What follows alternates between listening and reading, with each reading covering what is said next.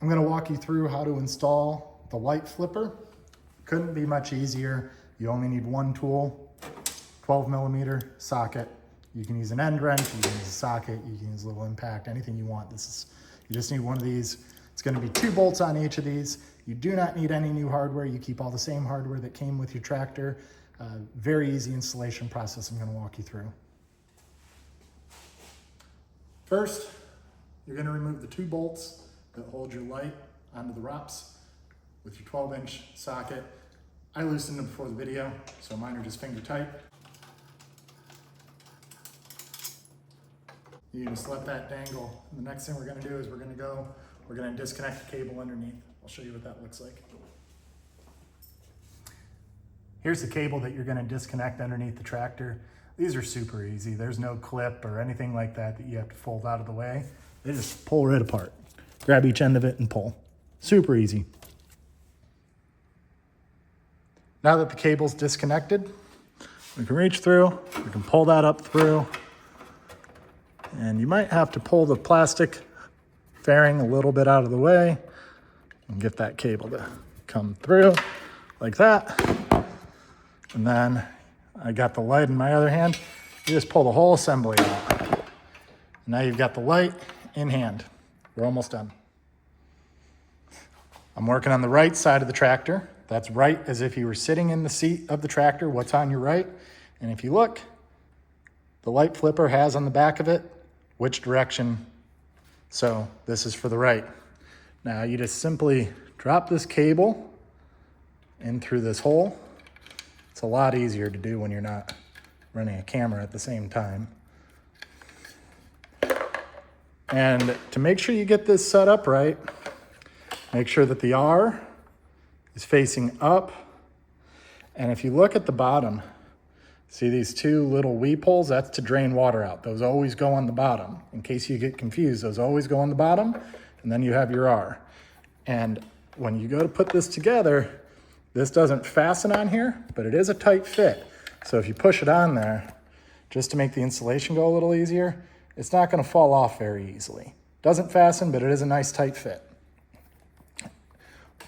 The cable, you kind of want to form that into the conduit just a little bit.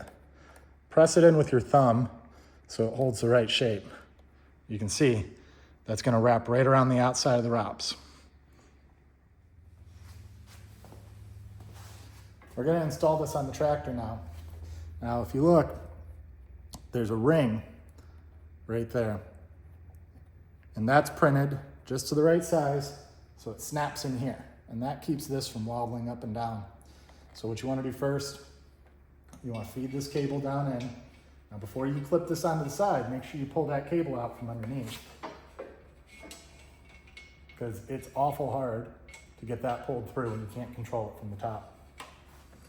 Now, press that cable back into that conduit if it came out at all, and this is going to snap in place.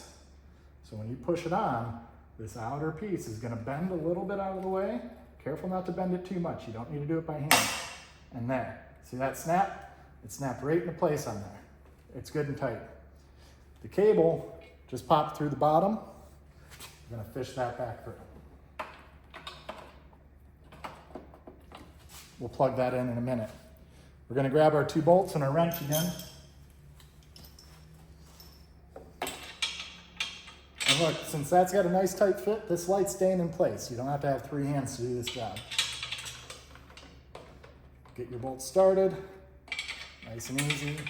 Everything lines up.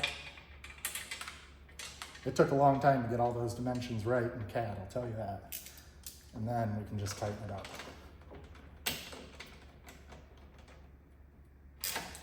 Not too tight, you don't want to break anything. Everything we're working with is plastic. Not just the bracket, but the light from the factory is plastic too. Snug that up. All right, that's done. Now look, check it out. Put your shovel on the back. Last step, let's reconnect our light. Now, you've got enough slack here to do this. You can see that it's a little bit shorter than it was before because we wrapped around the outside of the ROPS. But what you're looking for is on the, I guess this would be the female side, there's a slot. And on the male side, there's that groove.